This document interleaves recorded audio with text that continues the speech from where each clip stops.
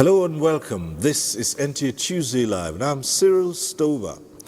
The federal government of Nigeria under President Bola Tinubu is employing a multifaceted approach that combines hard military solutions with soft socio-economic strategies to tackle widespread insecurity. A core component is the Renewed Hope Agenda, which prioritizes national security and addresses the root causes of conflict like poverty and unemployment. Now, the federal government acknowledges that insecurity in Nigeria is multidimensional, stemming from factors like the presence of illegal armed groups, banditry, terrorism, elite exploitation of ethnic religious differences, and a weak security apparatus. The government has repeatedly renewed its commitment to securing lives and property, with the president declaring a state of emergency on security. Now, the government's response strategies involve both kinetic and non-kinetic approaches. The deployment of legitimate and superior forces against terrorists and kidnappers, including the use of coordinated ground and air operations, and the activation of forest guards. Tight monitoring and control of the country's borders, crucial to checking the smuggling of arms and ammunition, efficient network of intelligence gathering and analysis, and improved intelligence coordination among law enforcement agencies. Now, seeking and strengthening support and collaboration from regional and international allies through intelligence sharing and capacity building, amongst others. Tonight, NTA Tuesday Live will focus on tackling insecurity and the government's response strategies. But before we get down to the discussion, let's get to see this report put together by correspondent Francis Fom. In a deliberate move to confront Nigeria's security challenges head-on, the federal government has unveiled a new phase of coordinated, intelligence-driven, and community-based response strategies. The tone for this renewed security push was set when President Bola Tinubu declared a state of emergency on internal security, describing the current threats of banditry, kidnapping, insurgency, and other violent crimes as existential challenges demanding extraordinary actions. In the weeks that followed, the presidency issued far-reaching directives to security agencies, directives anchored on three pillars: intelligence re-engineering, operational recalibration, and interagency synergy. There is no viable alternative to collaboration. Fragmented response creates opportunity for criminals, but unified response removes it. In this regard, the force will continue to sustain intelligence-backed interagency operations to contain and dismantle the activities of armed bandits, terrorists, kidnappers, and all violent threat actors operating across our internal security theaters. We will intensify shared intelligence channels, strengthen joint tactical deployments, and maintain lawful coordinated pressure until crime and criminal intents are driven down to the lowest possible level across the country. One major development is the mandate to security chiefs to see crime before it happens, driving a shift from reactionary deployment to predictive, intelligence-led policing. This includes expanded surveillance system, community informant networks, and real-time data sharing among the security agencies. Another presidential directive is the reorganization and reactivation of border security, with the Nigeria Immigration and Customs receiving orders to seal porous corridors and prevent the flow of arms, drugs, and cross-border criminal syndicates. The federal government has also approved mass deployment and redistribution of operational personnel, particularly in high-risk zones, as well as fast-tracking the procurement of modern tactical equipment, drones, communication gadgets, armored personnel carriers, and smart monitoring tools. We must hold ourselves We have no excuses. We will not relent until all our vulnerable communities are protected against the attacks of bandits. In line with these reforms, service chiefs, the Inspector General of Police, and heads of security agencies have commenced joint operational planning, including coordinated patrols and unified response centers designed to eliminate existing rivalry among security agencies. Security analysts say these measures amount to the most comprehensive restructuring of Nigeria's security architecture in over a decade. The emphasis on community-based intelligence, improved response time, and integrated command structures is expected to strengthen early warning capabilities and reduce the frequency of mass attacks. If fully implemented, these new strategies could significantly improve public safety. Commendation to Mr. President for actually making this happen. It sees that now we have an executive that has the will and that is willing to push this policing agenda forward. It is a very significant landmark that was actually done a couple of weeks ago. Experts believe Nigeria is moving from a fragmented, overstretched security system to one that is proactive, technology-driven, and better aligned with the realities of modern threats.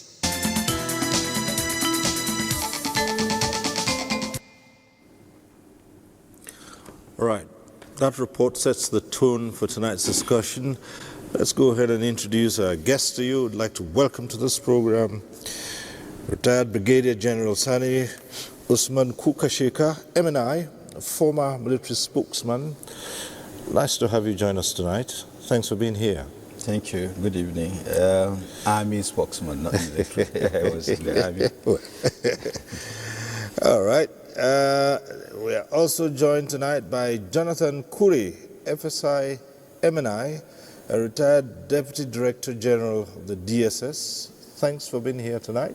Thank you, Mr. Cyril. Nice meeting you for the very first time. Right. Thank you. Thank you. And joining us from our NTA Lokoja studio is retired AIG Abutu Yaru, a fellow of the National Defense College.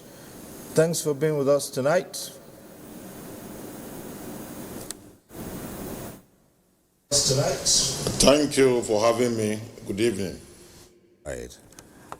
And also with us tonight, joining us via Zoom, is Professor Etanibi Alemika, Professor of Criminology and Sociology of Law at the University of Jos. His areas of competence, research and teaching include policing, organized crime, security sector reform and governance, human rights and democracy, conflict studies, and criminal justice policy and reform. Professor Alemika, it's good to see you once more. It's been quite a while. Thanks for being with us tonight.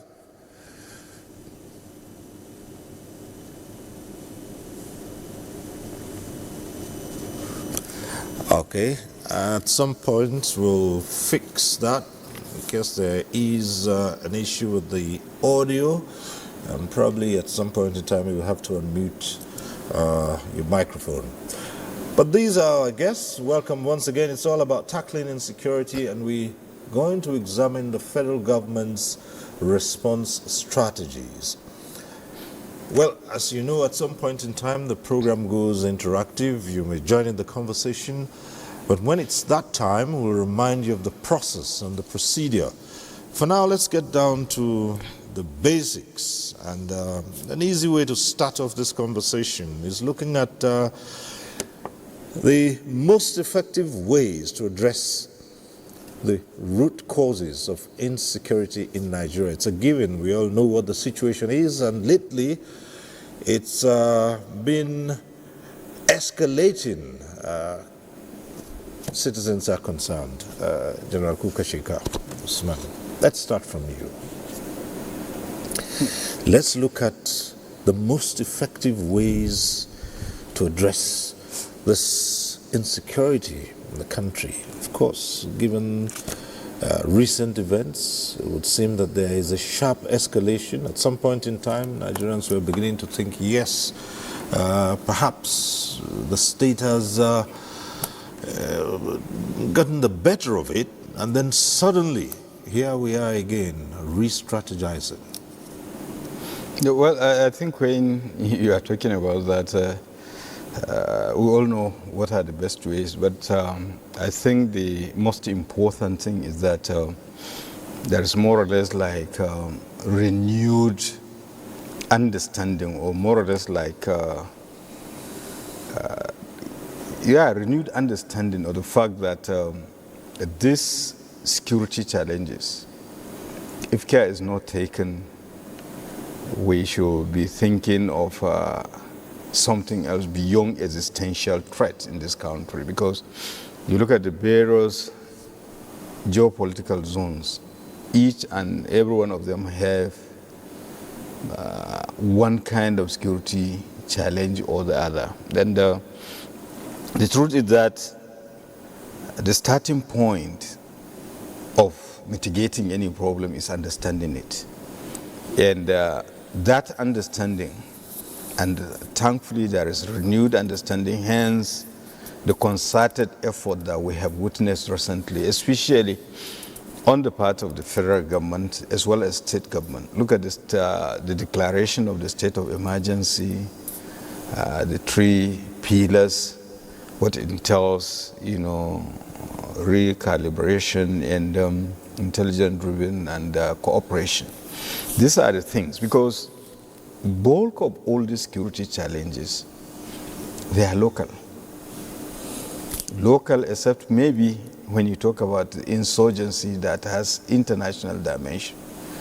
But the most common, banditry and kidnapping, especially in the Northwest, when you look at them, they are basically located in a particular community. Take, for instance, the bandits in Zamfara State. To a large extent, they are all indigenous to Zamfara State. The same thing with Katsina State. So what has gone wrong? So,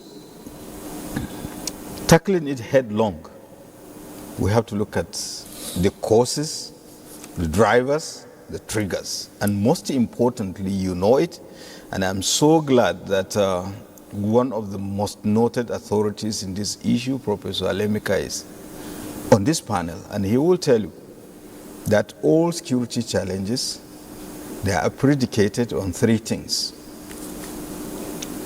The political atmosphere of any given society or environment, the economic well-being, and the social cohesion of that society.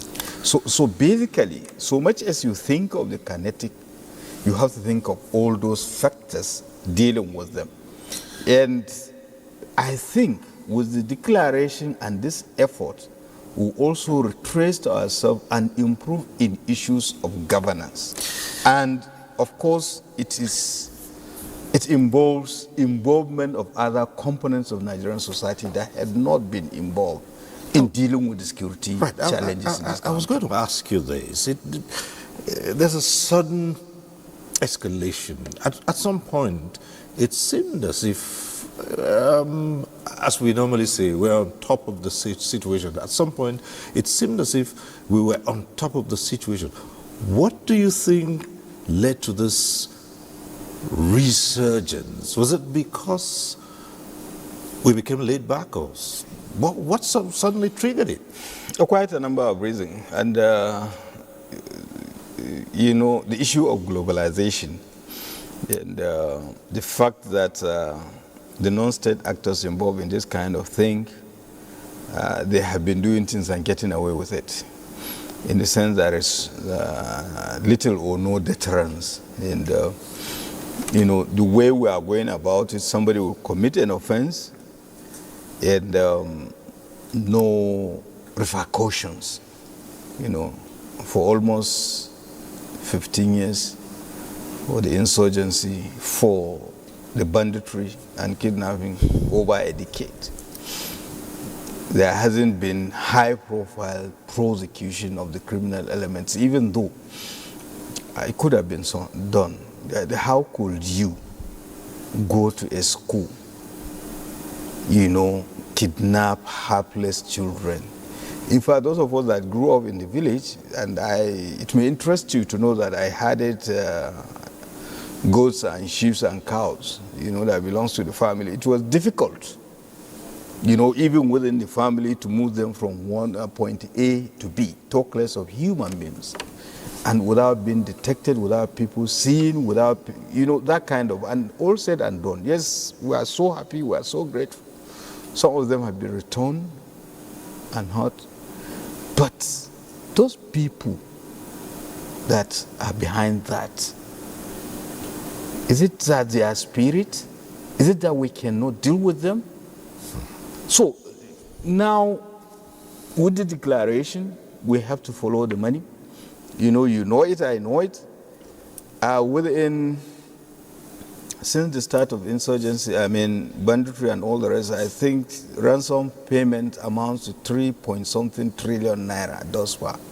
And the best way to stop, kidnapping is to stop the payment of ransom. It's easier said than done. But the truth is that out of that 3 trillion, I have not heard of any tangible project, by these criminal elements, maybe either repairs of a mosque or construction of new one, the school, or any infrastructure, hospital, or even getting a better grazing place. So everything is criminality. And unfortunately, other factors come into play because the issue of illegal mining, and I can tell you today, and I'm so happy about this, the 6-month banning, but I think it is not enough. We should take the drastic action of even bombing those mining sites. And I can tell you, if we do that, these guys will come out. And there are so many, beyond that, there are so many other things. Then, of course, the international dimension, given what Nigeria is going through, so sometimes there is this conspiracy theory and all the rest of them. Okay. But one other important component is that we have noticed over time there is divisive tendencies on the part of Nigerians. We are drifting apart, unlike in the past, that we speak with one voice, we are almost on the same page, despite, the various extraneous variables, ethnicity and religion. But then when you are dealing with security challenges, there is no way you can deal with security challenges with a divided house. So there must be a massive mobilization of people so that each and everyone has a role to play. Otherwise, all these criminal elements, look, they are just filling a vacuum. They are taking undue advantage of the fault lines and the vulnerabilities of the Nigerian society. So by the time there's cohesion, this will stop. This criminal activities will be reduced to the barest minimum. All right. Thank you so much. We'll explore, we'll look at all those issues you've raised in greater detail. But let's hear your opening comments about the situation at hand. Yeah, thank you, Mr. Cyril. Taking a cue from what the General has said, it's my personal opinion that I believe that the security menace that we are facing in the country could be best approached from 2-3 fronts. The president has started with one, and that is the reorganizations we are seeing going on within the military cycle, the defense ministry, and then of course the tall order on the police and all that. It's a good step. Now the second step after this is for the president to get our traditional rulers, get our religious leaders, get community leaders.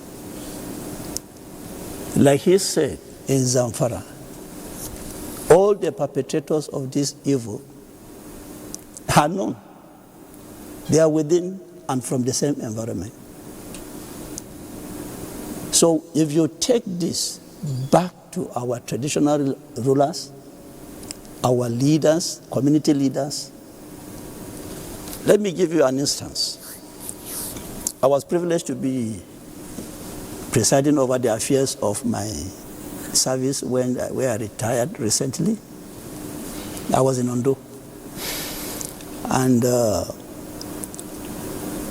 in the southern part of the state, where you have the LRJs, there's this local government that had an effective vigilante group. Very effective. That was one of the local governments that I found it very easy to preside over the security affairs of the state.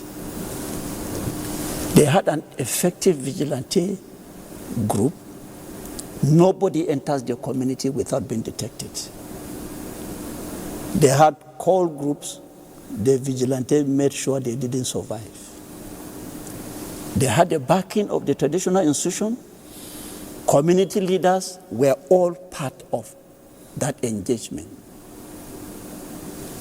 The church attack in Owo, that attack couldn't have happened if there was a vigilante group in Owo. We saw that incident coming a month before it, but it came to pass. When the incident happened, the governor called us, and the recommendation I made was for that community engagement. So the president, after what he is doing with the conventional security agencies, let us get back to where all these things are happening. Let us engage these leaders and let us be sure that there is sincerity of purpose. And then the third one, which he also talked about, rule of law.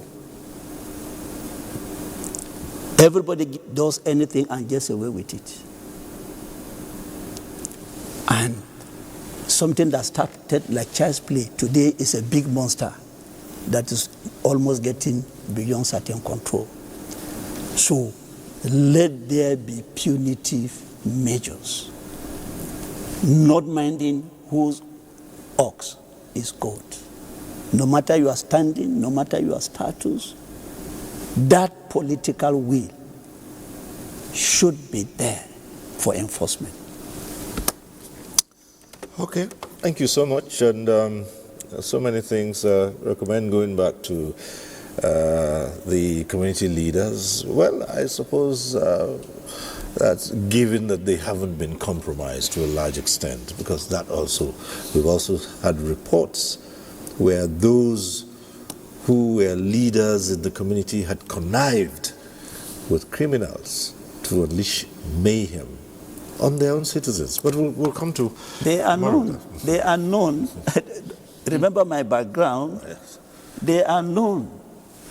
Why that has continued to prevail is the fact that nobody gets punished. Okay. But they are known. All right. Okay, let's go to AIG Abutu Yaro, who joins us from Lokoja studio. Well, so far you've listened to the two gentlemen here in the studio in Abuja. Let's hear your opening comments on that premise.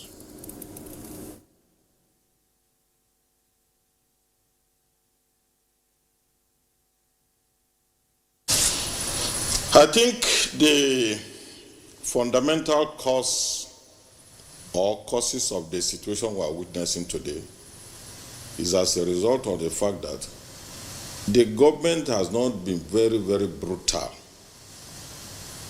to terrorism acts or banditry acts or felonious or serious offenses actions.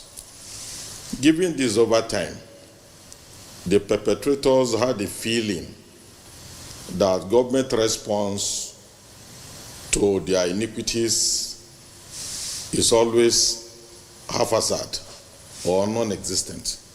And over time, working with this mindset, higher level criminality, the way we are witnessing, started waxing stronger because the state response mechanism wasn't serious. It was weak compared to the kind of aggravated crimes these people were inflicting on society. That is one. Number two, in my view, any society that has a very weak or a disorganized law enforcement entities, no matter how you adopt very strong military combat approach, without organized law enforcement establishment, strong one, the result will always be in the way we have seen. In the last 20 years, there has been a very serious declining impact on law enforcement entity in our country. This kind of decline is so dangerous in the sense that no matter how much progress you make as a society, the law enforcement entities are supposed to remain to sustain your achievement or to maintain the tempo of the clearance or whatever actions you have taken. But in as much as your law enforcement segment of your country is far from effective, any other measures you put in place will come to nullity. And that calls for a serious concern that as we are turning around and giving our serious consideration to our national institutions, our law enforcement entity, in my view, require a more pragmatic and serious approach. All of us are aware of the inadequacies and gaps in security management by the police and even the DSS too. But if we are unable to streamline their efficiency level, no matter how we're able to do what we are doing, the result may not be sustained. Thirdly, in my view, what we are having today is as a result of near or no governance at the grassroots level. In Nigeria today, government in a real sense is said to exist at the state level and the federal level. If you go to local government level, there's practically no government. Most states, no government. Despite the Supreme Court decision that we should make our local government to work, despite the presidential declaration that local government should be supposed to work, by those who have capacity to muzzle them, they have increased the muzzling. And as we speak, 3/4 of all the local government in Nigeria, the administrators or the local government executives are not even there physically. That a good number of them do not even know the crannies and corners of their local government. And all these crimes and issues of security that we're talking about are locally brewed products. They brew them in the remote areas, corners of the country, and then they escalate them and put them into practice on the highway, in the township, and in the suburb. A country whereby 772 local governments are not really on the ground, it doesn't show cause for seriousness. It looks as if the rural areas or the grassroots level are practically ungoverned spaces in the real sense of it, whereby the presence of government is far from the people, and therefore the local population becomes susceptible to any devices or gimmick. And in any case, the most important thing is that while this consideration for the situation we are facing is on, they need to urgently get back to ensure that local governments are local, indeed and in truth, functional, in practical way, and people-oriented to be seen and to be heard too.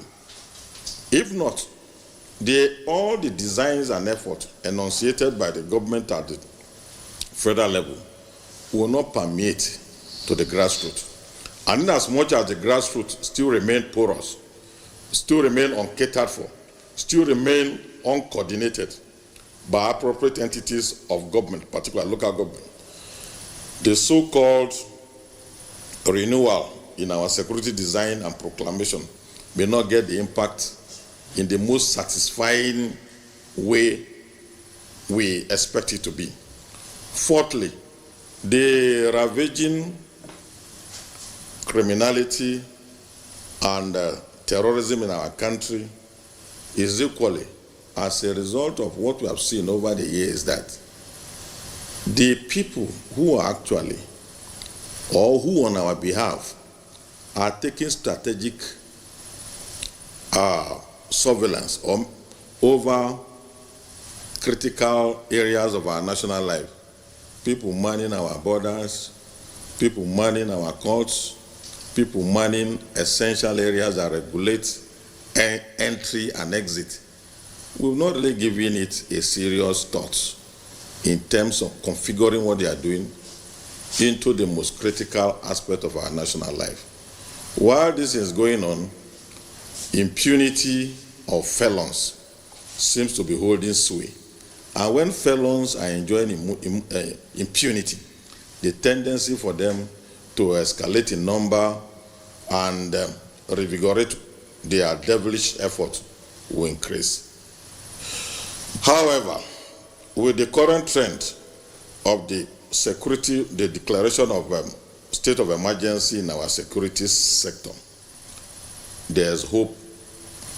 There's hope in the silver lining, and that appropriate effort will be taken in order to redress some of these gray areas that have impinged on our ability to effectively manage serious crime and serious threat to our society. Thank you. Very much, and it's right on that note I'm taking this up, the security emergency, and in fact we're going to look to Professor Alemika to put that in context, proper context for us. It's not something that many Nigerians are used to. When the president spoke of a security emergency, what does it entail, Prof? What does that convey? A lot of Nigerians have asked and have tried to understand.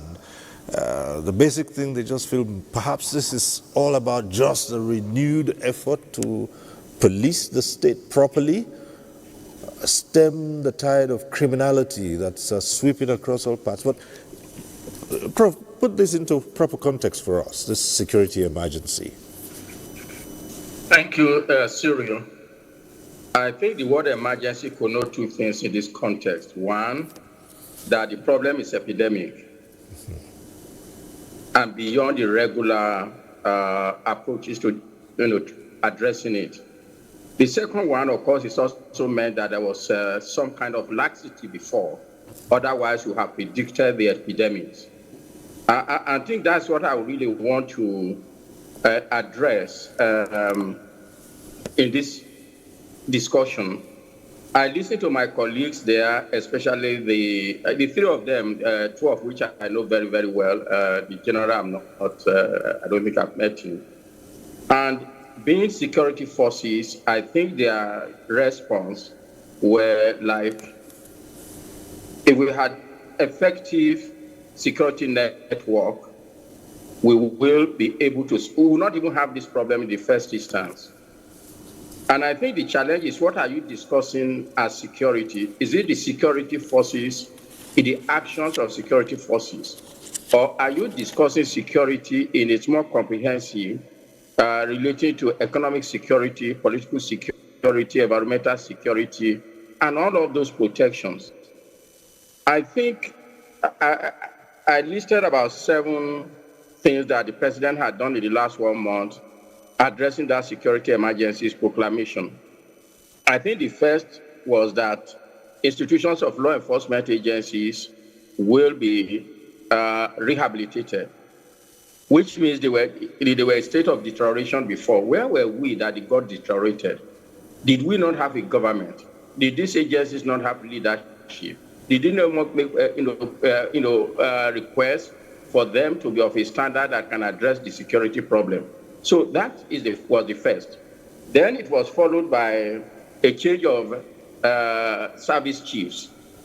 Again, we don't know why, whether they were incompetent or he was tired with them or was tired of renewing their tenure, but it was supposed to be part of renewal. Another thing that has been done, of course, is in a way, the declaration, which is now the broad-based statement, declaration of a state of emergency, which I said has double, dimension at least. That is epidemic. Of course, insecurity is epidemic in Nigeria. It's intractable. And the second one, of course, it was a recognition that there had been negligence or dereliction of duty before the emergency was declared. So then, of course, we've had, again, recruitment of personnel into security forces, and then, of course, the police. Another one, of course, is withdrawal of police officers as backman or messengers or guard to very important persons. I don't know how that very important person is determined, because I've seen all kinds of characters who have security personnel attached to them, and I don't think they're important in any way, other than the fact that we've lost our values, that importance means the level of contribution to society. So these are some of these. In honesty, I think these processes are apt for short-term situation that we find ourselves, that we are in a very serious situation. Whatever we can do to bring down the epidemic will be worthwhile. But as a long-term solution, I think they're grossly mistaken. Insecurity is not caused by lack of policemen, by lack of soldiers. It may aggravate it. The real cause of insecurity in a country like ours is bad governance. And I think allusion have been made by all the three of them. My friend and brother Kuri said, we know these people who are behind these crises. If a government knows these people and did nothing about that, I think it talks about bad governance. We were told that rule of law, there's no deterrence. Why can't we enforce the law? A government that is not able to enforce the law is either part of the criminal entity or, by condoning it, abet it. So again, that's obviously bad governance. And then, of course, we talk about no rule of law. Of course, if you have impunity, that those who govern do not obey any order, they don't obey the rules and constitution of a country, what can you expect? We have a climate of lawlessness. So I think this is the background, but these are short, long term to address. But while we're addressing the short term in the form of the effort that the president has made, we must not leave out the long term, because obviously the energy of these short term measures will soon evaporate, and the long term consequences of not addressing the political, economic, and social factors that are responsible for causing insecurity in the country will emerge and overcome us. And that was what happened. We all recall, even if we go back very shortly, 1990s. By 1990s, it was armed robbery. It was armed robbery, and all over the place, you had joint task forces of the military was in power, of military and the police, in vehicles running all over the place. We didn't succeed in that. So what has come is the economy changes, and the criminal economy also changed with the changes in the society. With more and more people impoverished, poverty becoming almost a striking feature of an average Nigerian, you cannot expect security. Let's not deceive ourselves. So I think government need to pay more attention to basic necessities that can push a lot of people into criminality or make them vulnerable to recruitment into terrorism. And what is it? Anyone who is 60 years old should be ashamed that we do not have primary school that function that an average Nigerian children can attend. Anybody 60 years old, recalling what it was 60 years ago, should be ashamed that there are no general hospitals at the state levels where if the poor can attend and be attended to in a way that they can return, without feeling deprived. An average person with 68 years old, as AIG Abuja Yaru has said, will be ashamed that what we call local government today was nothing compared to what NA was or local government was about 50 years ago. So we know this problem, we bring it upon ourselves, and we cannot resort to repression as a means of solving a problem that requires real thinking about the nature of our society, about the nature, the values that underlie governance, the values that underlie the political and economic system that we run, that make sure that a free racketeering can go on in the name of governance, and people can become rich overnight in a way that there is no record of having been involved in anything. And I think for me, these are the root. If you want to solve it on the long-term basis, we must go back and ensure and remove the shame that we have no functional primary school that an average, citizen can attend. We have no functional secondary school that an average citizen can attend. We have no functional primary and secondary health care that anybody can. That we have no transit roads in the rural area. That in fact we have no governance that ought to be called by the name government in our system for 2-3 decades or 4, if not more. So I think this problem started in the 80s. That's where the rain started beating us after SAP. But we ignored it because those who ought to do something benefited from the crisis. But it has come to a point now that they themselves are at risk.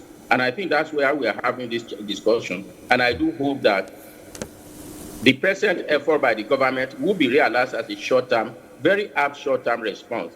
But we need to go back to long-term response of reconfiguring our economic system, our political system, to make it work for Nigerians. Let me just conclude. Let's not deceive ourselves. Until we go back to make Chapter 2 as the charter between citizens and governance in Nigeria, and make sure, if you use Chapter 2, Siri, to judge our government, all of them are guilty, not just the current one and the past one, are guilty of dereliction of duty, which disqualify them from governing. Just go and read Chapter 2 and the opening phrase, duty, obligation. If you're derelict of obligation and duty, it means you are irresponsible, you are unaccountable. That's the genesis of our problem. And we need to go back and begin to solve that problem in that light. Thank you. Thank you very much, Prof. Very comprehensive there. We'll examine some of those issues in greater detail. But in addition to the discussion, we also have a number of reports. Let's take this one from Kwara State. Kwara State has long been considered as one of Nigeria's most peaceful states, but kidnapping, armed banditry, and other related crimes have altered the narrative in recent times, turning the state of harmony to a place where people live in palpable fear. Most rural and boundary communities, especially in the north and southern parts of the state, have become soft targets of attacks, resulting to people abandoning their hometowns.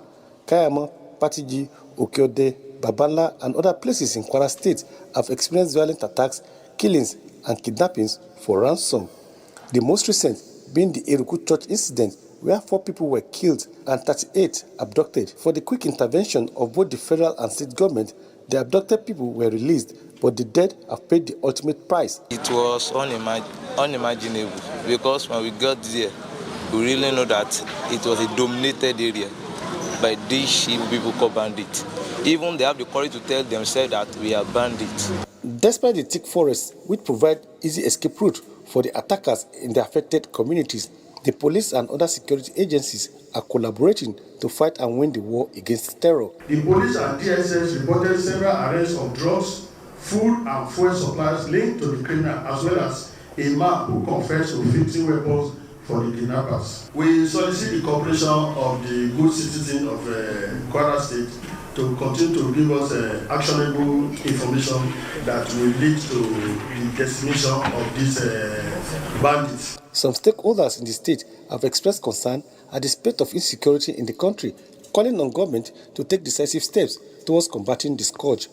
We know that there are strangers in our land who are perpetrating this evil, but with the collaboration of the people, indigenous, particularly most of the victims of kidnapping. It was through informants. Like in Kwara, These criminals are not holding grounds. They look for soft spots, strike and go. And if you know Kwara South is a vast area, there are so many communities. If the government is sincere in actually fighting this insecurity, they know what they are supposed to do. One, our security forces must be fully empowered with crime-fighting equipment, empowered with welfare, empowered with technology. The recently declared national security emergency by President Bola Ahmed Tinubu was seen by many as a timely intervention. It was the right step in the right direction.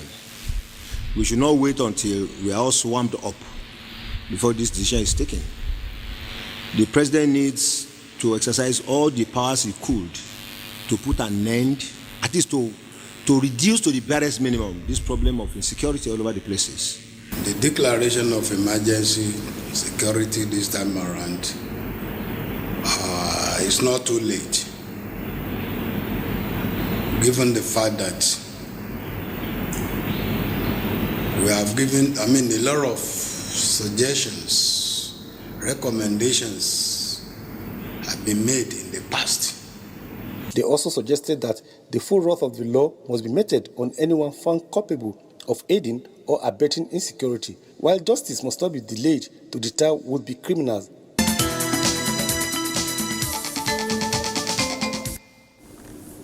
All right, from Kwara, we have this other report from Anambra. On the heels of reported cases of security threats and breaches, including attack by non-state actors on innocent citizens, activities of bandits, and other forms of crime and criminality in some parts of Nigeria, including Anambra State, the recent directive by Mr. President for the police and army to commence massive recruitment exercise, withdrawal of police officers from VIP escorts and guard duties, SSS to deploy trained forest guards under the State Security Service, as well as support for state policing, many say will be of great help in addressing security challenges in Nigeria. I expected this direction for long because government is responding to our challenges. So I see it as a light movement. Well, his strategies are germane, his strategies are good, though it is belated, but it is never let employing more people into the Nigerian force, the police, the army, the civil defenders, Nigerian force, fine. And the community policing is the key. The issue now is how do we implement it? Because Nigerians most of the time always try to dodge or suppress some of these ideas. To security experts in Anambra State, achieving maximum security of lives and property require collaborative efforts of all stakeholders and the citizens. The criminals are not spirits. It's man alive. He eats, takes his bath somewhere, dresses, sleeps, plans, and even exhibits very questionable attitude before he goes to carry out his act. Aggression is established by the Homeland Security Law of Anambra State 2025. We have powers to enter and search any compound in which a questionable person runs into while being pursued. The aggression have powers to form special forces or squads for the purpose of tackling kidnapping, banditry, consumption of illicit drugs, cultism, robbery, and any other violent crimes in the state. Above all, Anambra State Police Command says, in collaboration with sister security agencies, the command is strategically enhancing security through community engagement programs, improved communication channels, and joint initiatives aimed at crime prevention.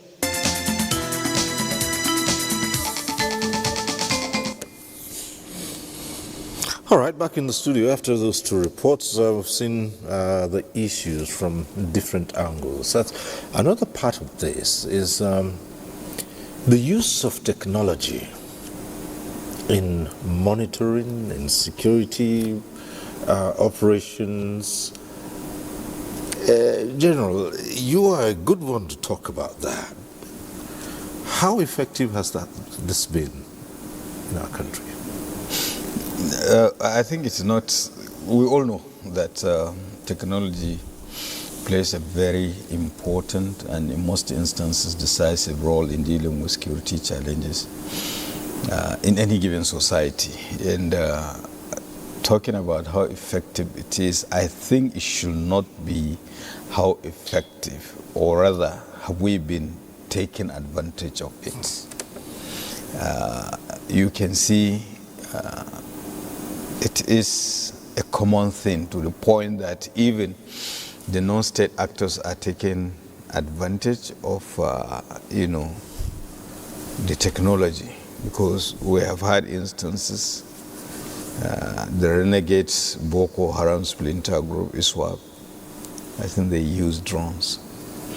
The caliber of drones and all the rest of them is something else. But I know that, again, the security forces have always been using technology in tracking, and in most instances, not even just surveillance, there are also instances of using it to effectively deal with these criminal elements. But I think the most important thing is the combination of both human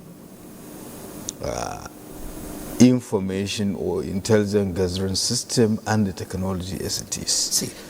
So, to what extent have we been utilizing it, and do we have enough, given the vast nature of the land mass the security forces need to cover? And you have had it. Look, all these criminal elements, they are just filling a vacuum. And the previous speakers have made reference to the fact that they attack most vulnerable communities, in the sense that where response and rescue efforts are a bit difficult because of poor infrastructure, including that of the technology itself. Right. But I know that, the security forces, particularly where Jonathan is coming from, they are having more precision surveillance equipment, and I know that also others are also having more precision weapons too, because I've had discussion with quite a number of them. But the thing is that, is it enough? Okay. That is the question. But then, not just that, to what extent are we also combining? Remember, the talk of, other components of Nigerian society. Right. Jonathan has talked about religious, traditional rulers, but I would like to add also the greatest percentage, or greater percentage of the population of this country are the youth. They are both victims and the perpetrators of the crimes, some of them. So how do we take advantage of that number to integrate them into the security architecture? Yeah. Apart from that, also the issue of other professional groups. In other countries, you see the National Union of Road Transport Workers. They move around, they see and they hear things. To what extent have you integrated them? I'm just using them as an example. But there are other also components of the Nigerian society. So with the combination of that and technology, you will do better. And of course, the advantages are quite enormous, in the sense that we're subject to fatigue and all the rest, human nature, and technology. Yes, it has its limitation, but it does better in most instances. I think I'd go with you when you say it's probably how well we have deployed technology. But you see, if you have a population that is skeptical about the real efforts being put in, I mean, giving an example with basic communication gadgets. Okay, this is a question I always ask, because many Nigerians ask this and say, look, we go to so much pains periodically for a simple thing as registering your SIM cards. Everything is linked, your numbers, you cannot buy a phone without without registering and all that. Those basic things, Nigerians go through pains over and over again. Yet, criminals, terrorists, kidnappers, they're freely using telephones, calling victims, making arrangements to drop ransom. Nigerians ask, are those phones registered? Cyril,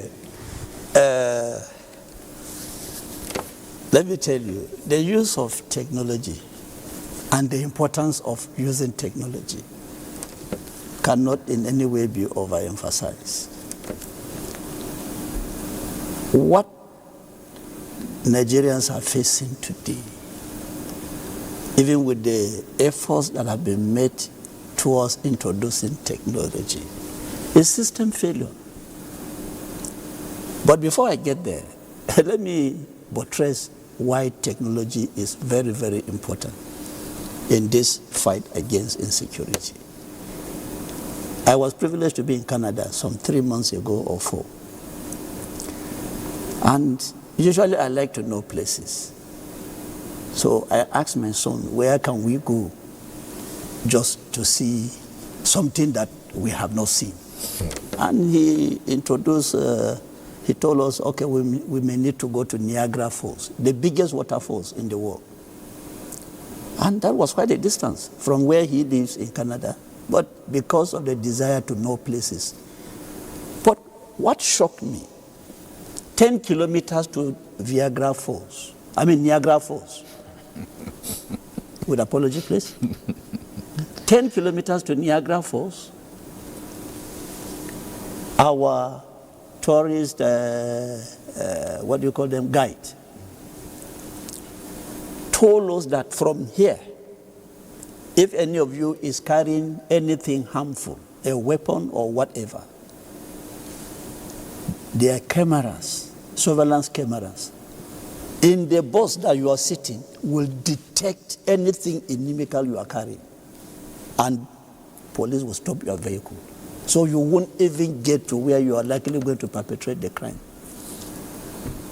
That is technology. And it is real. Coming back home, the general has said it. We must give credit to my DG and my service in general. Most of the strides today that the service has achieved are determined by 2 or 3 factors. One, it is not only the deployment of technology, but the leadership, and then the workforce itself. What is the leadership doing? The leadership has given priority to the use of the deployment of technology. And then the same leadership makes sure that the human angle that will work or deploy that technology is motivated. So when you have a disciplined and a motivated force or workforce that will be involved in the deployment of this technology, it works. This explains some of these major successes that you are seeing today with the current leadership of the DSS. Now, why are Nigerians crying? I told you system failure. It pains me that we are in a country where, because of failure of regulators, an NTA SIM that I have used, for one reason or the other, I lost it. My details are there. Or I probably decided not to use it. Now, after a while, the network discovers I'm no longer using this line. They now assign that same line to another person without wiping out my own details. So why will criminality not swell? So you wonder, where are our regulators? What even qualifies them to be called regulators if simple sense cannot be applied to checkmate some of these things?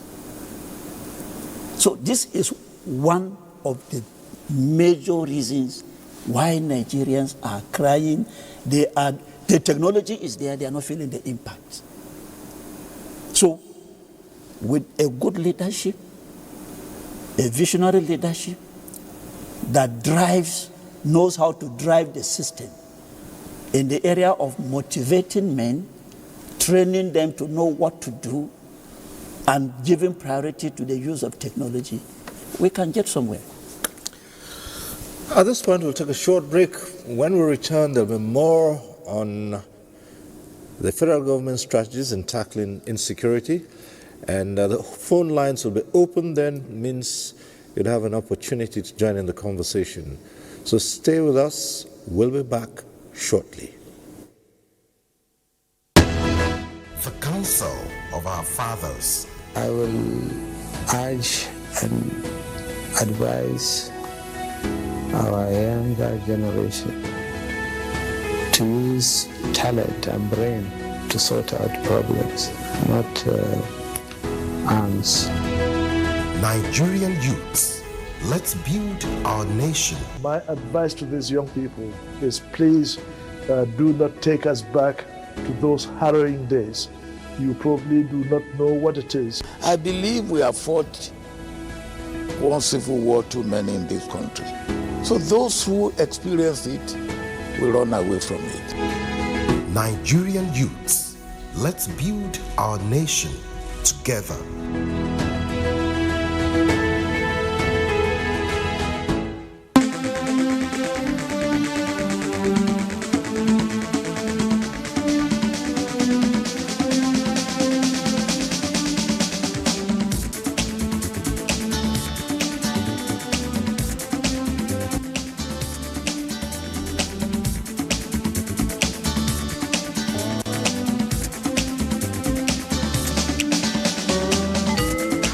NTA Tuesday Live, a network issue-oriented innovation talk show.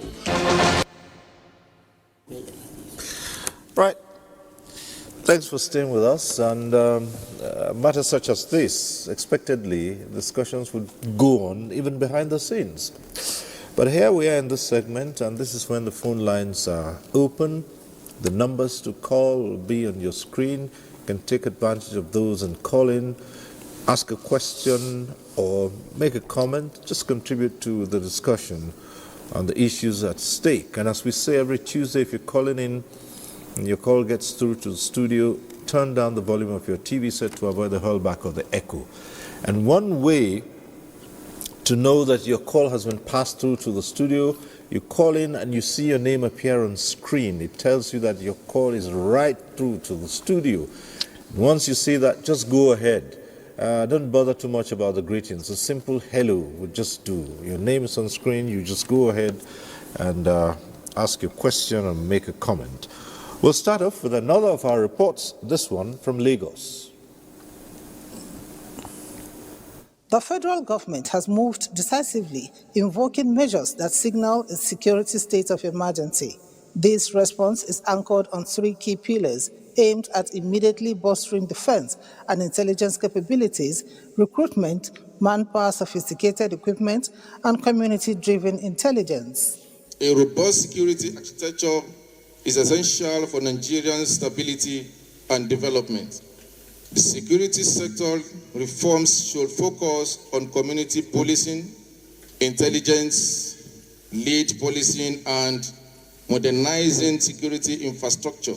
The use of surveillance drone, biometric identification system, and digital forensic tools can help law enforcement agencies to track and apprehend criminals more effectively.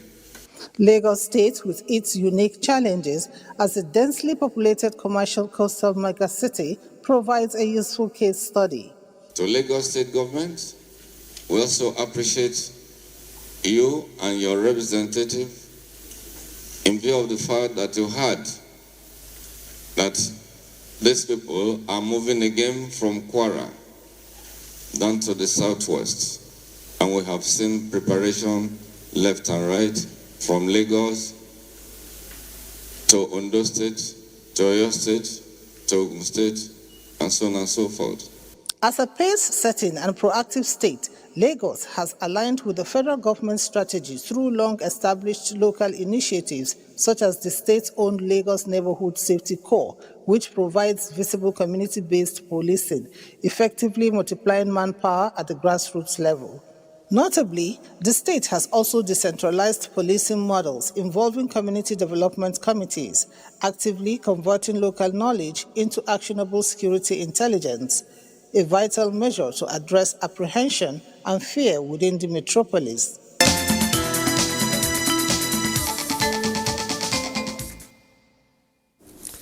All right, we're back here. Let's go over and link to our Lokoja studio and link up with retired AIG Abutu Yaru. Yes, the president has announced a number of measures.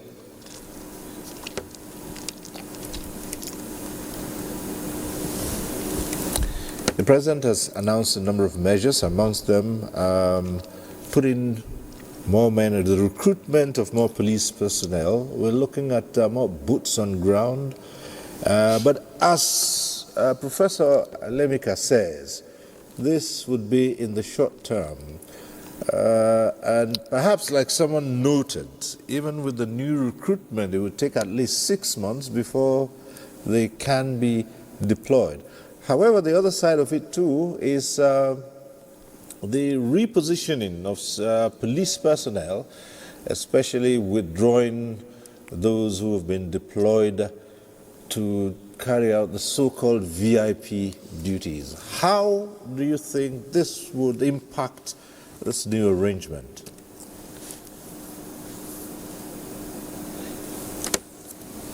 All right. Have challenges linking up with Abutu Yaru in our Lokoja studio. We'll try and fix that link, but Professor Alemika, if you're there and you heard the question, perhaps you can take it on as well. Okay, let's see if we can get this first call. Mohammed calling in from Abuja, and then we'll go to Professor Alemika. Mohammed from Abuja, go right ahead.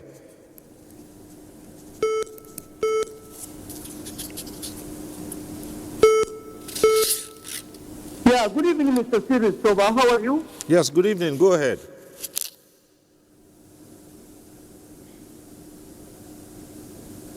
Hello, good evening, Cyril Soba. How are you? Go ahead. Good evening, Mohammed from Abuja. Just go ahead. Please, can you hear me, Cyril? Yes, we can. Your name is on screen. Go ahead. Thank you very much. You see, let me go straight to the point. Yeah, thank you. Let me go straight to the point. You see, let me be honest with you. The truth should be said. There are lapses. If you are talking of treaty lapses, we have the lapses in this country. Why? Because we always put sentiment in this country. Instead of putting the country first before wherever you come from. Like the gentleman that said, a retired AIG who was my boss, I work under him. I'm referring to the AIG Abuja Yaru. He said all the necessary things that are supposed to be said. It's a good one. As a retired police officer, I know where the lapses are. The government should go with the security agencies so that we have a good result to move this country forward. Irrespective of where you come from, irrespective of where religion, we are after result. Mr. President has taken a good decision by removing the chief of the Minister of Defense and bringing back Ogabu. This is someone that I work under him, and it happens to be that I'm one of the pioneer officers of Operation Restore Hope in Niger Delta. I work under Christopher Musa. I'm a police officer. Then he's a military officer. I know his capability. I know what he can do. So please and please, Nigeria should come first before anything. Musa is the best man to be in as the Minister of Defense. And for Ogabu Tuyaro, thank you for what you have said. It's a good thing. And please, you know where the problems are, especially in the Nigerian police, the civil defense, immigration, custom, and other security agencies. Thank you very much, and I wish you all the best. All right. Thank you, Mohammed. Okay, now let's go to Professor Alemika. And, Prof, you're still with us, right?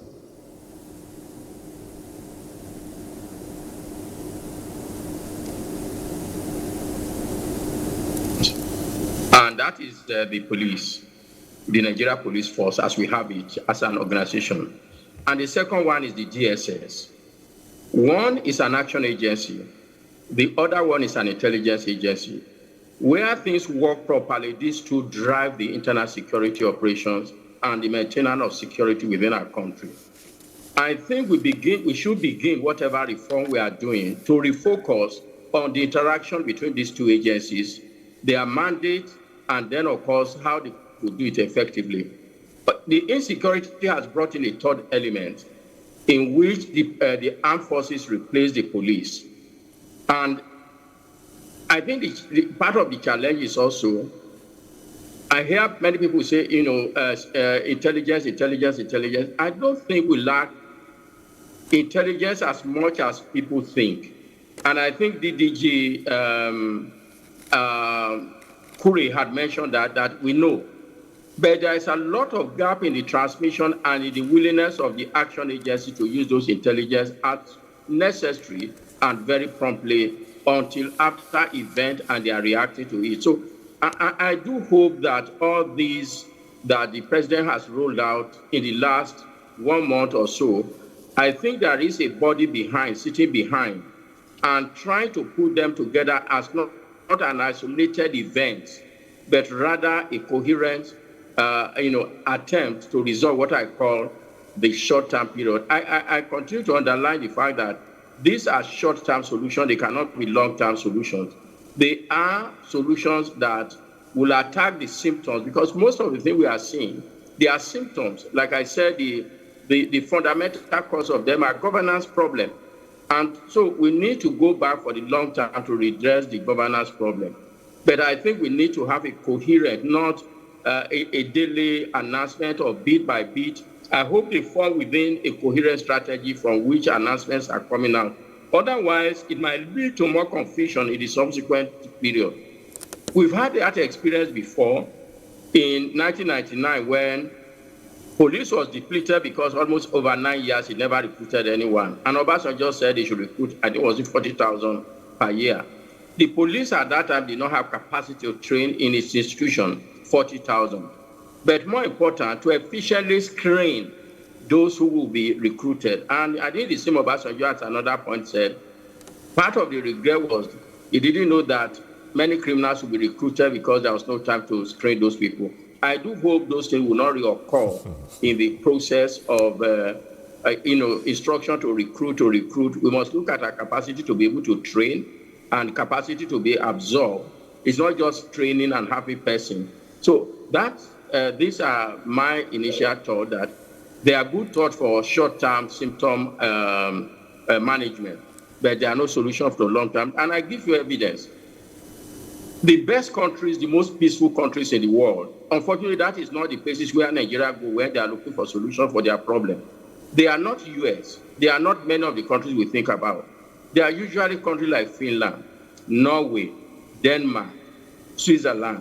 What is it that these countries do so well that they do not need large army? They do not need large police forces. They do not need large military spending. What do they do?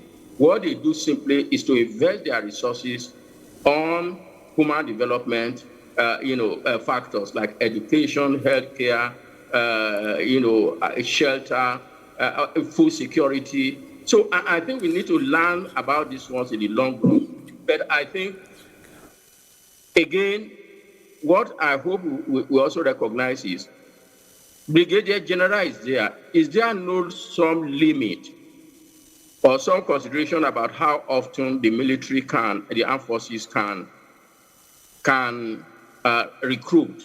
Because we must also be thinking that as after the war in 1970, we didn't have to go on demobilization if we are lucky to find solution to the current problem in the very short term. But if we think it's a long-term problem where these people will come in and retire, it may not pose a problem. But I think importantly is that we need to also think, is there some kinds of protocol about how military can recruit? So my idea is that we need to focus on the non-military, internal security management agencies.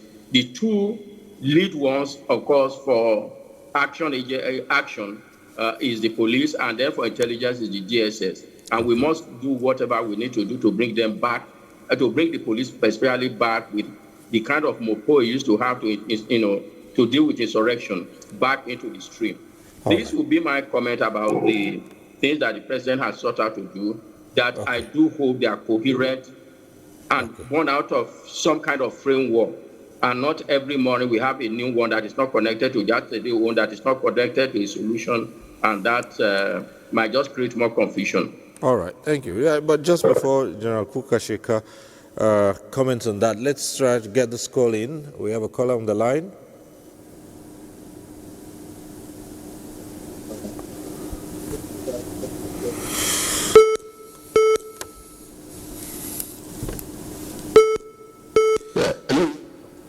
Prince Mamo, if you're there, just go ahead.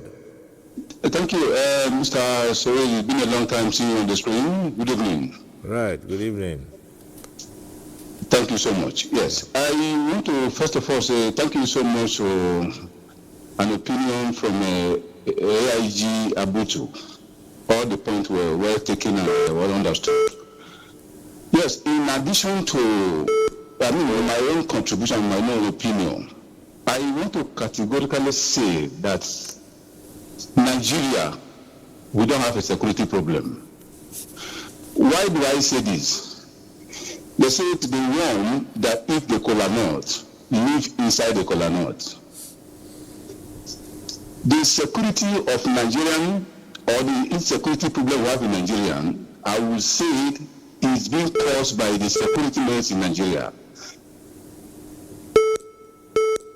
General, the spokesman said something. He said it's right from his village.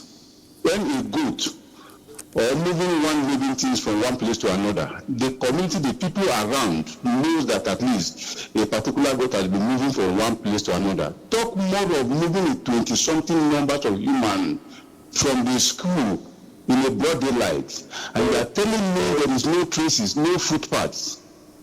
It's very unfortunate. We should be telling ourselves the truth. I told Abuja said that if an insurgent should last more than 24 hours, government hands is involved. So let's call a spade a spade. Please, we should not be wasting data, wasting time, wasting our energy. Nigeria belongs to all of us now.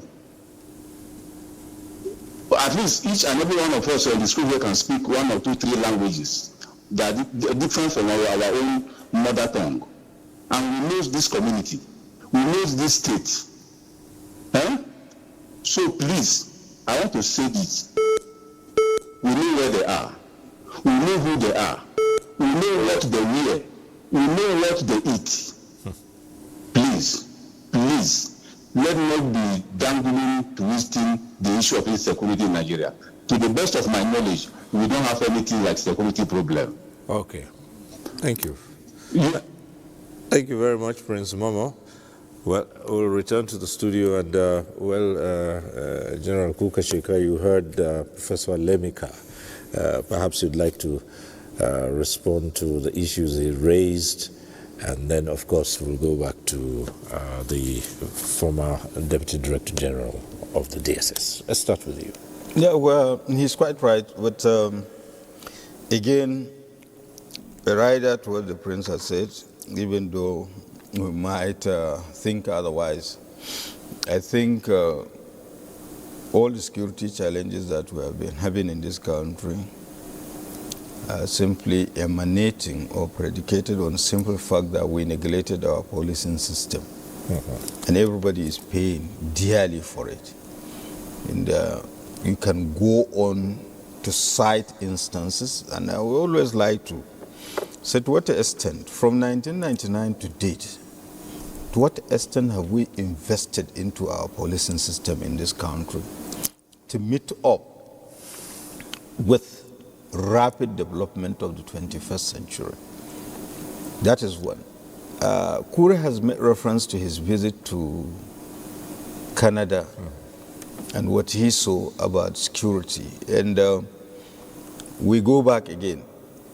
And thankfully, Prof was also talking about synergy and not compartmental phases of this. They should be as a whole. And that is where we are missing it. Then, again, we have visited countries, for instance, when I went to National Institute for Policy and Strategic Studies, the theme for our course, Sec 40, was interrogating internal security framework, community policing in Nigeria, policy option, recommendation and implementation strategy. We went to 40 ministries, departments, and agencies. We went to 12 states of the Federation. We went to 6 African countries, and we went to 6 other countries outside the African continent, getting the very best in terms of internal security framework with emphasis on community policy, which was launched in 2013. Fantastic report. After the party handed over, there was renewed vigor, and that's the end of it. So the issue of policy somersault. Now that goes back to explain the recruitment pattern in the policing system and of course in the military. And part of course they have. But the problem we have, you see, these things, they don't work in isolation. Okay. The recruitment system, he has made mention of it. Now there are no alternatives to our youth. The only people that regularly recruit or employ are the security forces. Ministries, departments, and agencies elsewhere, you hardly hear them. Is it that people are not dying or people are not retiring? Only the military. So the people that are really interested in military services in most instances or security services, given the dangers, because I've seen a write-up by a professor, he said he couldn't understand the mental state of people. This is a job that first condition is that you may die and you see people rushing. It's simply because, just like they said, when you see a rat running into fire, it is something that is hotter than the fire that is watching you. So the people that actually need to be in the military service because of the nature of it were not there. It is people who were looking for opportunities, and in most instances, you know. Okay. So that is it. So there is a pattern, you know, on regular basis. There is a clear pattern because people do leave the system, either on health ground or even age or number of years of service, and of course, for the officers, changes and all the rest. But again, there were instances where the recruitment number was increased to meet up with the challenges that we have. And you know it. Both the military and other security agencies, the number is grossly inadequate. Okay. We'll take that up shortly. But back to the phone lines. Professor Bashir from Kano, I believe, is on the line.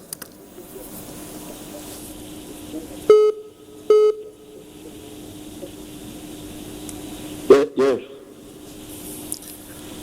Thank you, sir. Right. I welcome the discussions, especially FK, who happens to be a member of Security, which I attended at National Institute. We are discussing very pertinent issue in the country, especially to us in Kano State, in view of the recent attacks, especially in the local governments in the Kano North Territorial District.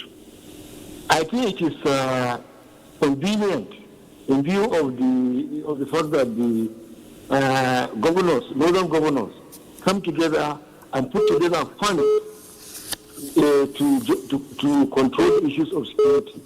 I think it is about the right time for us to start discussing state police Probably with the state police, we can be able to increase the number of the, members of the police force that are going to participate, especially in generating intelligence. I think we have come to a time when we should leverage on the fact that our people are very much familiar with the terrain. We are familiar with the terrain. So let us start the thought of state policing.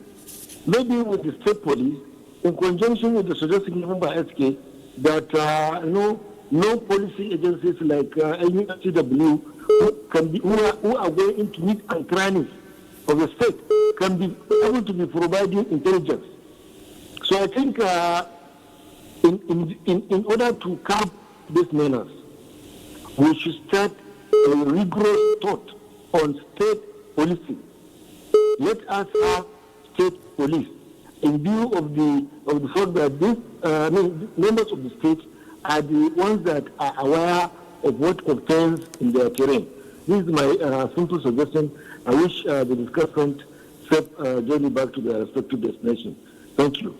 Thank you very much, Professor Bashir. And back here, let's also come to you, the question of recruitment. And, well, Professor Alemeka raised a valid fear. Yes, more recruitment, bigger numbers. How do we ensure that these institutions that are recruiting are not in any way recruiting those who will turn out to be the problem instead of the solution? We all know how records are. People whose backgrounds, we ask and say, how well do we carry out background checks? I think this question is coming just at the right time with what is happening in my service currently. I'm a son of a farmer. I never knew the city of Kaduna until I got admission into secondary school. I proceeded to the university after secondary school. I graduated. I didn't know anybody. I went to Lagos in search of work. Around November 1989, shortly after my service, I got information that the State Security Service that time was recruiting, and I applied. I took my application to CMS bus stop, post office in Lagos. I watched my application as it was, through that their pigeon wall or whatever. I slotted in there, and by December ending, just within 2 months, I was in my village celebrating Christmas. Thank God for telephone that time. A message got to me in the village that I've been invited for interview. Okay. By the grace of God, I did well in the interview. I didn't know anybody. Nigerians are aware that very recently the service conducted a recruitment exercise. And I think in recent time, I've not had a terrible moment like that time. Okay. Calls from everywhere. Everybody wanted help. But guess what happened? The states were responsible for the first stage of that recruitment process, at the end of which everything they did came to headquarters with the directive that it will be reviewed, whatever had taken place at that first stage will be reviewed at the headquarters. And guess what? Those that have been shortlisted and presently are undergoing background checks are those who topped that exam exercise. Okay, we'll ask you to pause a moment and see if we can get this call in from Umar Anachi, calling in from Birnin Kebbi, and when he's done, we'll come back to you. Umar, Hello. Go right ahead.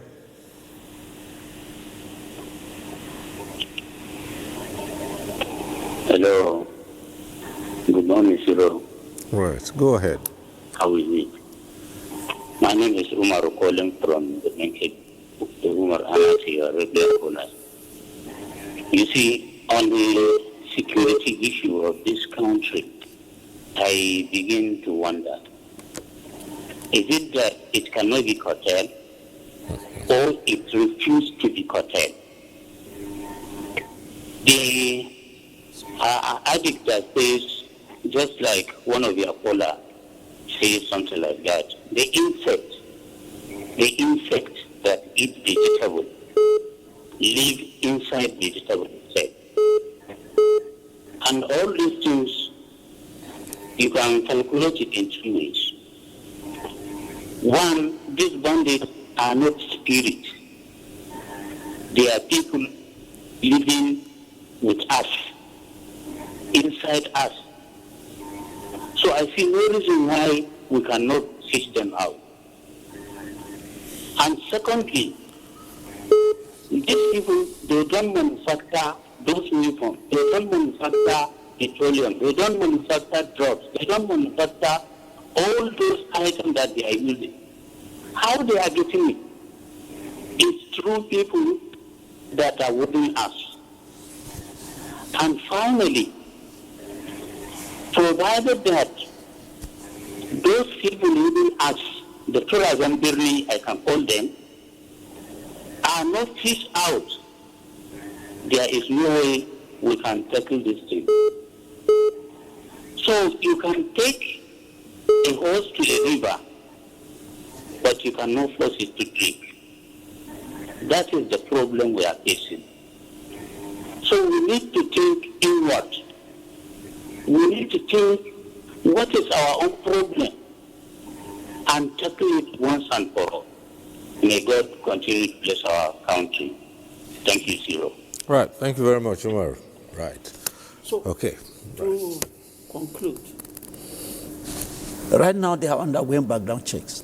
That you have emerged top in the exams is not a guarantee that you have been recruited.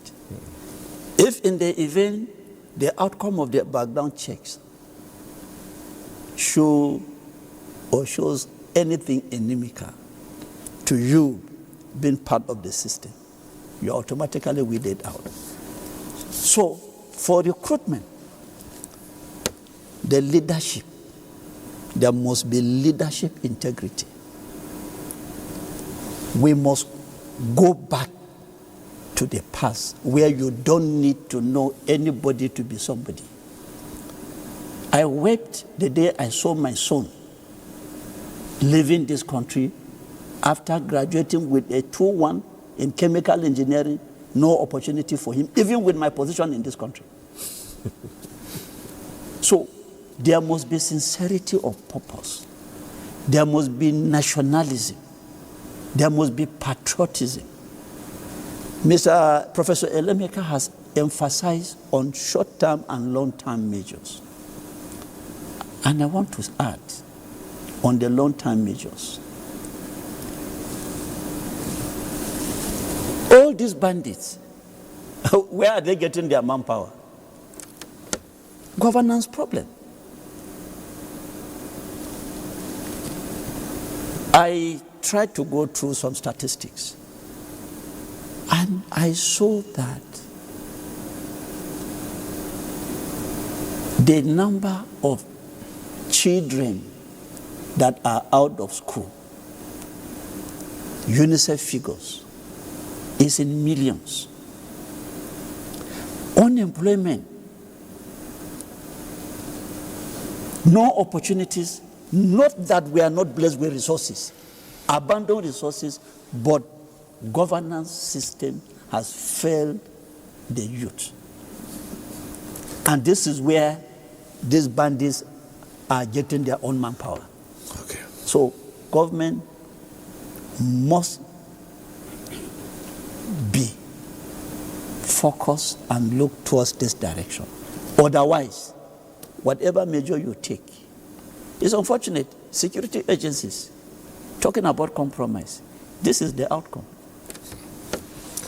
Well, Prof, one of the measures the President announced was that the National Assembly would quickly put into place the review of laws with regard to community policing, so that states that require to have state police will be unable to do so. Now, this matter of state police has been on for a very long time, it's now right on the front burner, and the National Assembly is expected to expedite action on it so that the laws will be amended to reflect and allow states who so wish to establish their state police. We'll ask you to take that question just after this call that's coming through from Maiduguri. Yes, hello. Hello. Good morning. Yes, go ahead. Yeah, I think my contribution to this discussion is the failure of the local government system is one of the major problems of this insecurity in Nigeria.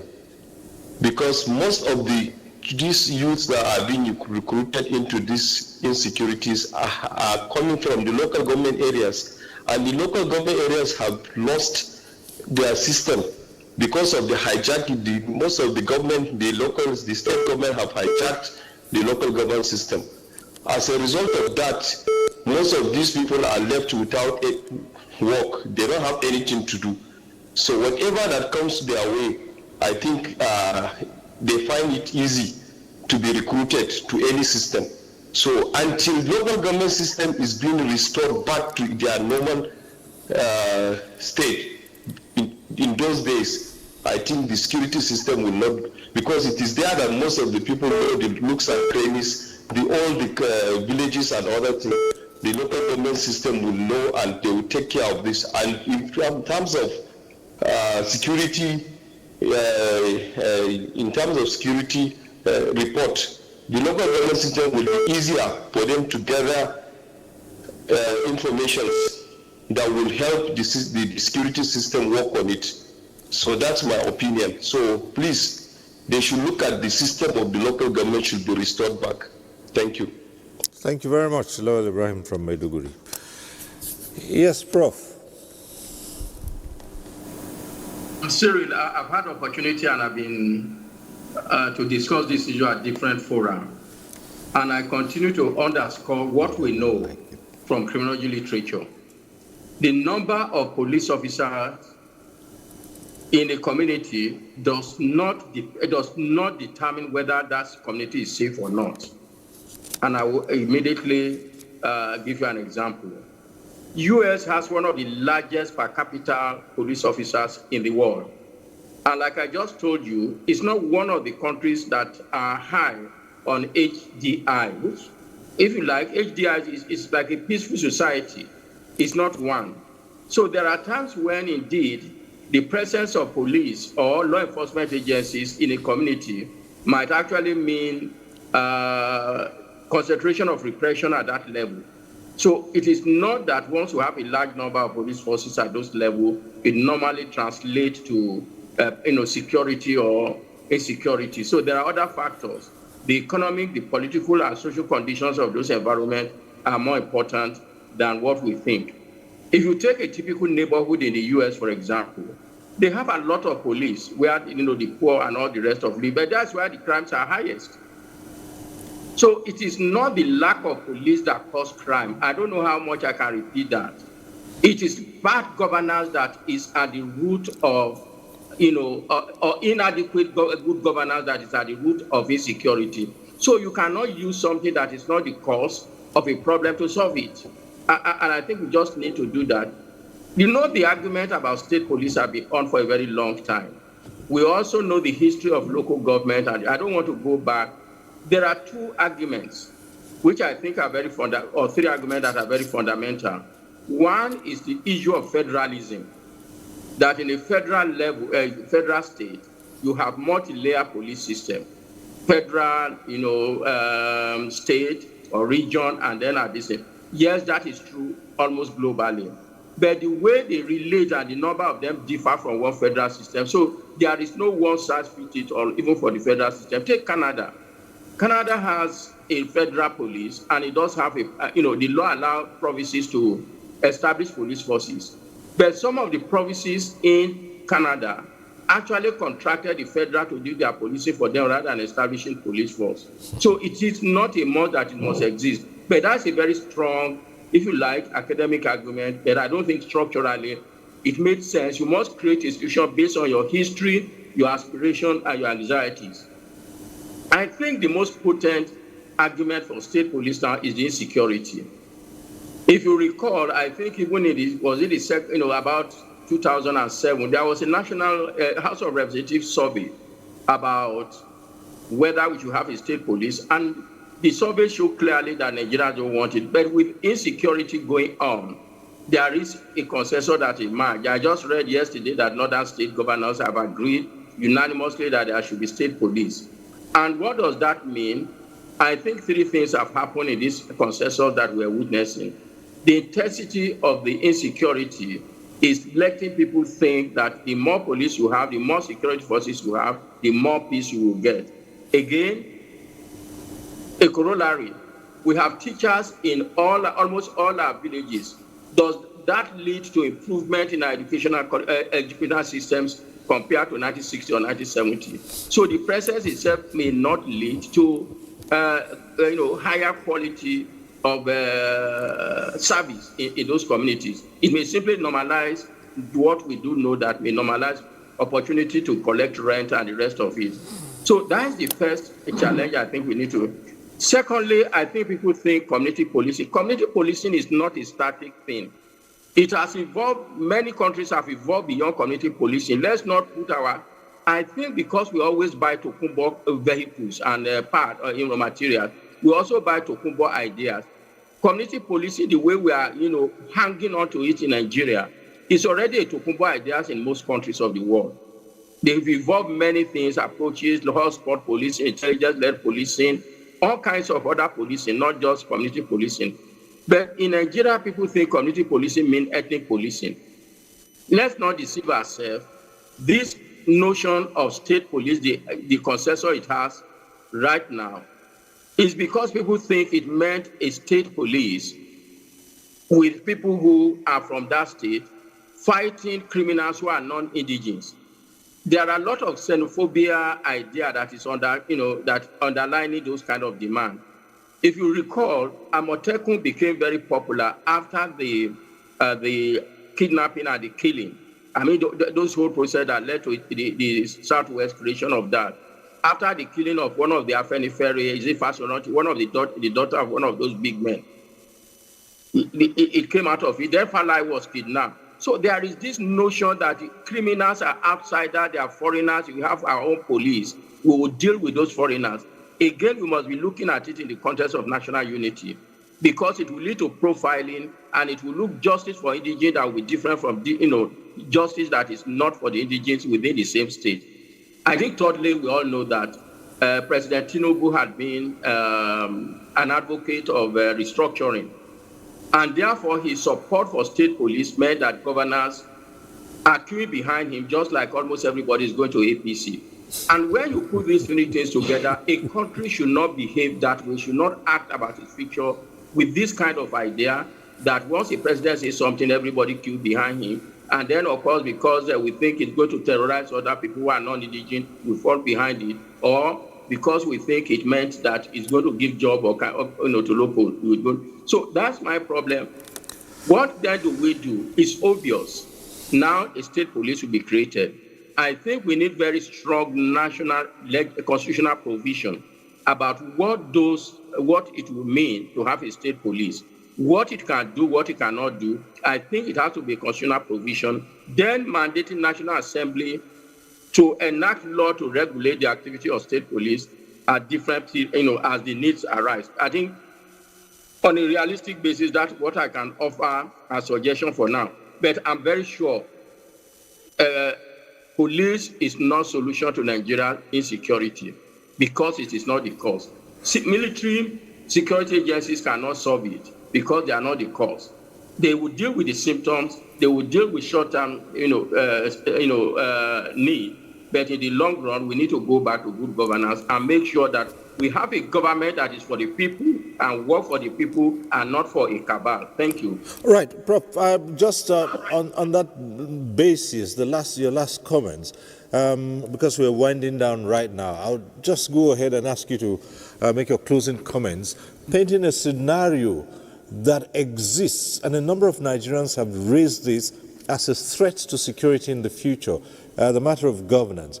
All over the cities in Nigeria, including Abuja, the federal capital, the first thing you notice at all highways and junctions, street urchins, kids who should be in school, they're all over the places. They're not in school. They're not learning anything. They are busy using rags to clean bonnet of vehicles and begging. And some Nigerians are raising an alarm that you are growing an army of young people with no skills, no education, who will be the pull from where criminals and terrorists will recruit. What's your reaction to that? That is an apt observation. We are creating the bandits of the future who will be more ferocious than the one we have now. All right. We'd like to thank you very much, Professor Alemika. Thank you for being on this program, and we hope you'll join us again sometime soon. Thank you.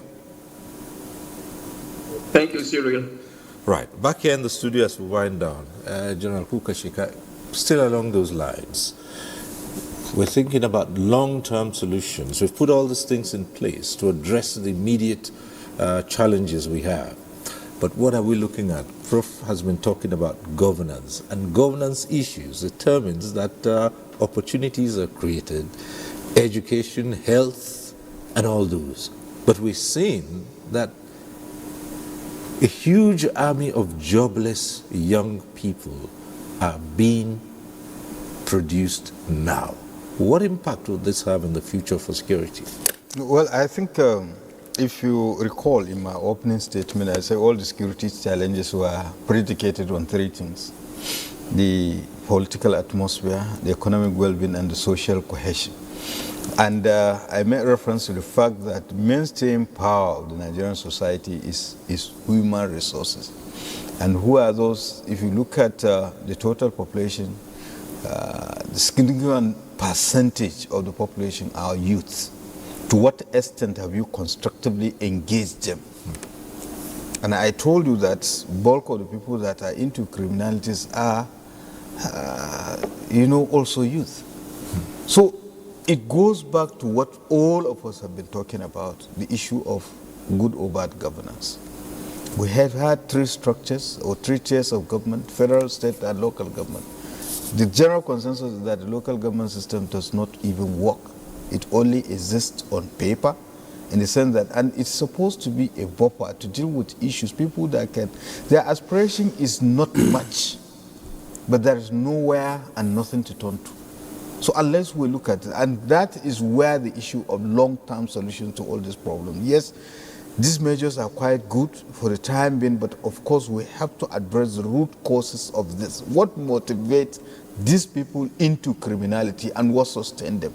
To a large extent, it goes back to that issue, and we have to address them, the issue of impunity, the issue of deterrence, and all the rest of them. And of course, constructive engagement of the various components of Nigerian society. I talked about youth, I talked about professional groups, traditional and religious leaders, so that we have a whole society approach to security challenges, because each and everyone has a role to play. But of course, yes, the government leads, but then what is even the level of security education, and what is the socio-economic well-being of an average Nigerian that will have a sense of belonging to contribute? Because an average Nigerian is a good person. It is just an insignificant number of them that are involved in this criminality. So how do we stem the tide? Is by improving the well-being of the people. There are also reports that sometimes communities are sucked in because the criminals are promising them things that the state... They are filling a vacuum. Yeah, of course. They're providing services that the people are unable to get from their elected officials. Certainly, the people have been made vulnerable. Now, let me tell you how Pakistan, before we ever knew that there would be terrorism in Nigeria, Pakistan was already facing it. How did they fight terrorism? And how did they succeed? It was not by kinetic measures. It was by non-kinetic measures. How did they do it? They look at the vulnerable group, the youth. And what was their approach? They came up with so many social intervention programs. Out of school, they make sure you have an education. Those that didn't have skills, they gave them skills. If you go to Islamabad, and of course all those major regions of Pakistan, you see national incubation centers. And when you go there, what do you see? That is where you see all these young men and women being given opportunity to learn skills. And it was a collective effort of both the executive, of course, the military was part of it. This was a program designed in conjunction with the military. Today, you had the incoming new chief of, Minister of Defense, talking about the need to fence Nigeria. That is to be borrowed from Pakistan and the US. But that's reactive. We should be more concerned about the preventive measures. And preventive measures come through the non-kinetic measures. So until we go this way, and then most importantly, our political class, we need sincerity from them. Today, a typical Nigerian politician gives priority to his self-preservation interest. So anything national interest, no, he keeps it by the side. And that is why today you have politicians that are keeping an army of youth for the purpose of election victory. So until our political class will begin to be more nationalistic, keeping aside their survival instincts, rather giving priority to the survival of the nation, I can bet you we'll continue to see this pool of youth on the streets. Right. We say this all the time. No one program can take care of all the issues. So we must leave this conversation here and thank all our guests who've been with us. Brigadier General Sani Kashika Usman, MNI, the former Army spokesman, and retired Deputy Director General GSS Jonathan Kuri, FSI, MNI, who's been with us here. A short while ago, we extended our greetings to Professor Alemika when he concluded his contributions here.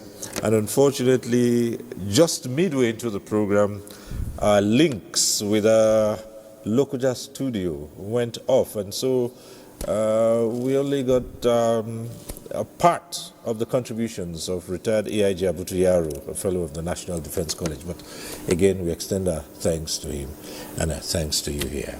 Thank you so much. Also, we thank those who called in and who were part of this program. Next week, we'll be back with NTA Tuesday Live. I'm Cyril Stover. Bye for now.